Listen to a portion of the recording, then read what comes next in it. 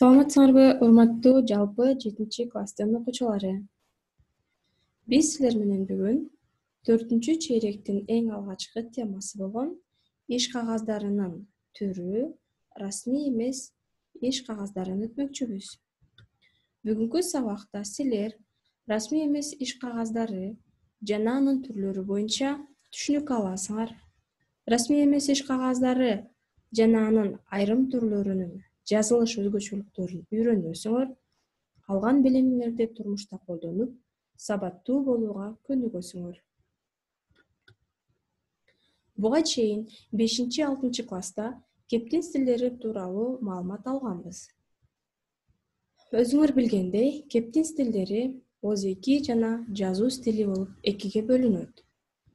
Жазуу стили илимий стиль, көркөм стиль, публицистикалык стиль, иш кагаздар стили болуп 4кө бөлүнөт. Ал эми иш кагаздар стили расмий иш кагаздары жана расмий эмес иш кагаздары болуп экиге бөлүнөт. Иш кагаздары жарандар менен жарандардын же жарандар менен мекемелердин ортосундагы түрдүү укуктук мамилелерди тейлейт. Коомдогу эл чарбасында ар түрдүү тармактарында колдонулган иш кагаздары сан жагынан өтө көп. Иш кагаздарынын ар бир түрү өзүнчө бир формага ээ. Анын жазылышында же толтурулушунда өзгөчөлүктөрү бар. Балдар, биз силер менен алгач иш кагаздарын жүргүзүүдөгү талаптарга токтолсок. ооз-2 кептегидей иш кагаздар стилинде диалектилик сөздөрдү колдонбоо, кесиптик терминдерди орду жана өз маанисинде келиши, артык баш сөздөрдү колдонууга жол бербөө, көркөм сөз каражаттарын ыксыз пайдаланбоо, айтылуучу ойдун тактыгы, ачыктыгы, түшүнүктүүлүгү. Бул үчүн чаржайыт баяндоолордон этият болуу. Иш кагаздарынын сабаттуулугу, адам, мекеменин аттарын туура жазуу жана убакытты так көрсөтүү. Тексттин туура жабдылышы, пункттарга ажыратуу, абзацтарды сактоо, катар номерлердин көрсөтүлүшү. Иш кагаздарынын аталышы жана жазылышы кандай болот? Иш кагаздарынын аталышы анын темасы болуп саналат. Иш кагаздарынын аталышы баш тамгалар менен жазылат жана ташымалданбайт, аягына чекит коюлбайт. Документтин аталышы 10 тамгага жетпесе, ортолору боштук менен ажыратылат. Үлгүдө көрсөтүлүп тургандай, токтом, акт, жарлык, келишим сыяктуу жазылат. Биз билебиз балдар, буга чейин кайталап өтүп келгенбиз. Азыркы кыргыз тилинде иш кагаздар стилинин 2 түрү бар. Официалдуу же болбосо расмий иш кагаздар стили, экинчиси официалдуу эмес же болбосо расмий эмес иш кагаздар стили деп экиге бөлүнөт. Расмий иш кагаздарына өкмөт, мамлекет тарабынан кабыл алынган иш кагаздары кирет. Негизинен иш кагаздарынын ичинен расмий иш кагаздары саны, аткарылуу өзгөчөлүгү жана түрлөрү боюнча расмий эмес иш кагаздарынан кескин айырмаланат. Расмий иш кагаздары деген атоонун өзү да шарттуу болуп саналат. Расмий иш кагазы бул мекеме уюмдардын, ишканалардын иштерин жүзөгө ашырууда колдонулган иш кагаздары. Расмий иш кагаздарына закон, указ, устав, программа, мыйзам кирет жана өкмөттүк билдирүү жана мамлекеттердин ортосундагы келишимдер кирет. Расмий эмес иш кагаздары жарандар жана мекемелер тарабынан даярдалат. Расмий эмес иш кагаздарына арыз, мүнөздөмө, өмүр баян, справка, келишим, шеним кат, түшүнүк кат, токтом, тил кат, кулактандыруу жана башка иш кагаздары кирет. Бул иш кагаздарынын стили көбүнчө түзүлүшү жагынан жөнөкөй, сүйлөмдөрү да белгилүү бир үлгүгө салгандай, окшош келет. Расмий эмес иш кагаздары жөнөкөй формада жазылган, бир мекеменин ички талаптарын камсыз кылуу үчүн колдонулган иш кагаздары.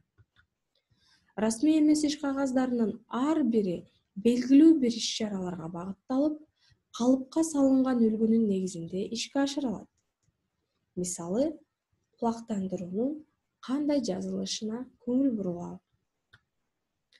Белгилүү бир уюмдун же топтун мүчөлөрүн алдыда боло турган иш-чараларга, чогулуш, жолугушуу жана башкалар менен кабардар кылуу үчүн колдонулган жазуу же ооз-эки түрүндөгү билдирүү кулактандыруу деп аталат. Кулактандыруу Курманжан Датканын 200 жылдыгына байланыштуу 2011-жылдын 12-ноябрында саат 9:00 Токтогул Сатылганов атындагы Мамлекеттик филармониясынын чоң жыйын жайында Курманжан Датка тарыхый инсан аттуу эл аралык конференция өткөрүлөт. Каттоо саат 9:00 башталат. Уюштуруучулар Курманжан Датка фондунун жетекчилиги. Мына балдар өзүңөр көрүп тургандай, ар бир иш кагаздары өзүнчө бир иш-чарага арналып жазылат жана белгилүү үлгүгө салынып жазылат. Расмий эмес иш кагаздарынын айрымдары мекеме, уюмдар тарабынан жүргүзүлсө, кээ бири жеке адамдар тарабынан да аткарылат. Мисалы, справка мекеме, уюмдар тарабынан жүргүзүлсө, өмүр баянды жеке адамдар өздөрү жаза алышат. Дагы бир иш кагаздарынын түрү болгон арыздын жазылыш талаптарына токтололу. Арыз уюмдун жетекчисине, ошол эле же башка уюмдун мүчөлөрү тарабынан сунуш, сураныч, арыздануу мазмунунда жазылат. Арыз ооз-эки же көбүнчө жазуу жүзүндө берилүүчү билдирүүнүн бир түрү. Ал бир нерсе жөнүндө даттануу, өтүнүү, сурануу максатында жазылат. Арызга коюлуучу талаптар же реквизити. Арыз берилген мекеменин аты, жетекчинин аты-жөнү, арыз ээсинин жашаган жери, кызматы, өтүнүчү, даттануусу, фактылар, арыздын жазылган күнү, айы, жылы жана өз колу коюлат. Анда эмесе бул арызга көңүл бурабыз. Талас шаарындагы номер 1 орто мектептин директору Асановго 10-класстын окуучусу Муратовдон арыз. Ата-энемдин башка кызматка которулгандыгына жана жашаган жерибиздин өзгөргөндүгүнө байланыштуу менин өздүк дипломду берүүңүздү суранам. Арызга окуп жаткан Темиров атындагы орто мектеп тарабынан берилген справканы тиркейм. Аты-жөнү, атасынын аты, күнү, айы, жылы. Мынакей балдар, арызга мындан башка бир дагы сөз кошулуп жазылбайт.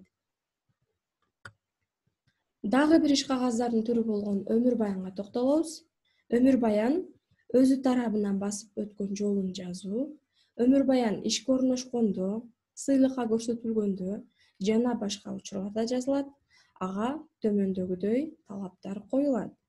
Өмүр баян жазган адамдын аты, атасынын аты, туулган жылы, күнү, айы, туулган жери, кыштагы, району, областы, республикасы, качан, кайсы жылы, кайсы мектепке киргени, качан, кайсы жылы 11-классты бүткөндүгү, мектептин толук аты, дареги, ата-энеси ким болуп иштери, өмүр баяндын жазылган күнү, айы, жылы, аты, атасынын аты, өз колу. Өмүр баянда эпитеттер, метафоралар, салыштыруулар, көркөмдүк лексикалар жана башкалар колдонулбайт. Деги эле иш кагаздар стилинин талабы ашыкча сөздөрдү ыксыз колдонбоо жана башаламандыкка жол бербөө.